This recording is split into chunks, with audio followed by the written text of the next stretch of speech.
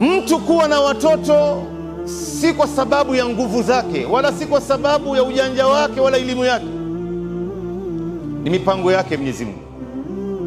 Usije ukahadaika ukasema kama katika mtaa wetu mmoja kule Nairobi, bwana mmoja ana mke mmoja na watoto 18. Si nguvu zake. Kuna mwingine Mungu amempa mtoto mmoja, wengine watoto wawili, wengine watoto watatu. Ni mipango yake Mungu, kwa sababu hata yule mama mwenye kubeba ujauzito, mimba inapoingia, yeye mwenyewe hana habari. Huyo mume mwenyewe pia hana habari. Baada ya miezi miwili, miezi mitatu, ndo mama anaanza kujisikia vibaya, anaanza kusikia kichefuchefu, anataka kutapika, anaanza kusikia anakosa hamu ya chakula, anashindwa kulala, hana raha. Mume wake anamwambia, unaonaje tukapime hospitalini nini ambayo inakusumbua upate kutibiwa.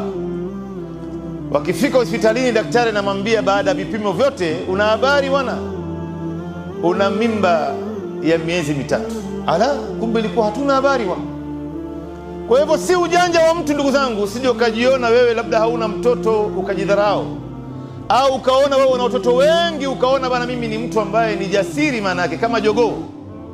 Si ujogoo wa mtu, ni mipango yake Mungu, na Mungu ndiye mwenye kujua ni kwa nini amekupatia watoto hawa na kuna hikma gani, na ni kwa nini amekupa kiasi ya watoto fulani.